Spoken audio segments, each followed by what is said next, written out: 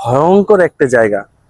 এই তো এদিক দিয়ে যাচ্ছিলাম, হঠাৎ করে একটি শ্মশান আমার চোখে পড়লো।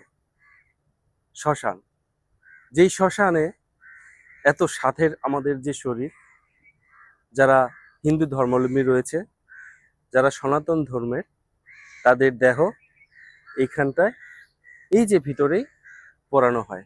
এখানে তালাবদ্ধ, যার কারণে আমি ভিতরে গিয়ে আপনাদেরকে, যেখানে পোড়ানো হয়, আমাদের এই সাধের দেহ, মানুষের দেহ যেখানে পোড়ানো হয়, সেটা আপনাদেরকে দেখাতে পারলাম না। তবে এখানে এসে আমার একটা বেস্ট এক্সপিরিয়েন্স হয়েছে, সেটা হচ্ছে কি, একজন সাধুর দেখা আমি পেয়েছি এখানটায়। সাধুর দেখা পাওয়ার পর সাধু আমাকে জিজ্ঞেস করলো যে তুমি কি ভয় পাচ্ছ। আমি পরে সাধুকে বললাম কি, ভয় পাবোই বা না কেন, এখানে যে মানুষের দেহ পোড়ানো হয়। সাধু আমাকে বলল, তোমার কি সংসার জীবন আছে? আমি বললাম হ্যাঁ আছে।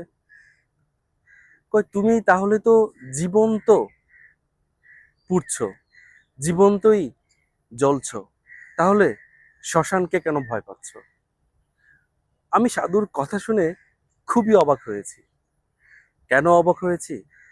কারণ সাধু আমাকে কি বলল, এই শ্মশানের সাথে সংসার জীবনের তুলনা করলো।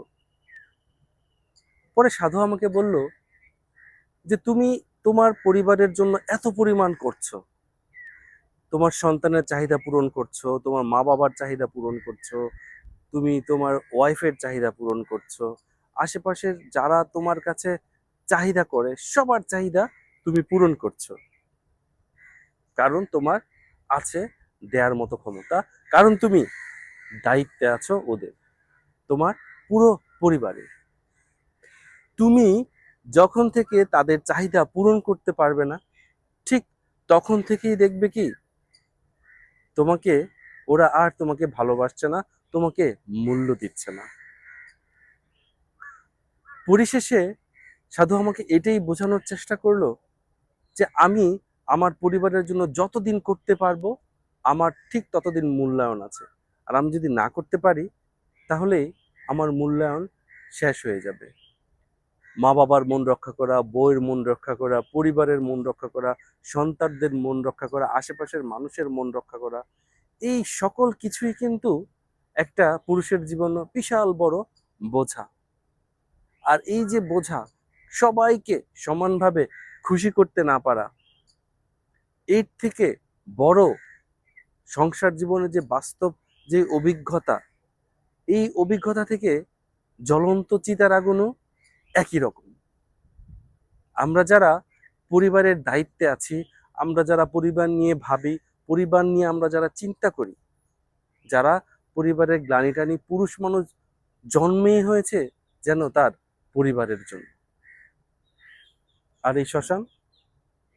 এই শ্মশানের সাথে সাধু এই জন্যেই পরিবার এবং পরিজন এবং সবকিছু মিলিয়ে পুরুষের জীবন তুলনা করেছে। কারণ পুরুষ পড়ে কখন পড়ে, যখন সবার চাহিদা সমানভাবে পরিপূর্ণ করতে না পারে। আর এই যে শ্মশান ঘাট, এইখানটায় কেনই বা ভয় পাবো না? উপরে অনেকগুলো কাক সমানে কাকা কাকা করতেছে। খুবই ভয়ঙ্কর একটা জায়গা।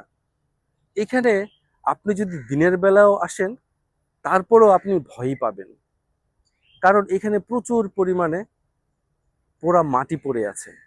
এই যে আমাদের স্বাদের দেহ, সব কিছু জ্বলে পুড়ে এক টুকরো ছাদা ছাই হয়ে যায়। এটাই হচ্ছে মানুষের জীবন, আর এটাই হচ্ছে সংসার, আর এটাই হচ্ছে শ্মশান। এই জন্যে ওই সাধু সংসার জীবন পুরুষের শ্মশানের সাথে তুলনা করলো। ভিডিওটি ভালো লেগে থাকলে অবশ্যই পেজটিকে ফলো দিয়ে রাখবেন।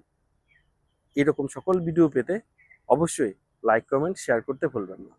ভালো থাকবেন সবাই। আর পুরুষ মানুষ, প্রতিটা পুরুষ মানুষের কাছে আমার একটাই মেসেজ থাকবে, আপনারা পরিবারের যে দায়িত্ব পালন, সেটা অবশ্যই আপনাকে করতেই হবে। এছাড়া আপনার কোনো সেকেন্ড কোনো অপশন নেই। কিন্তু আপনার উচিত আপনার নিজের খেয়ালও রাখা।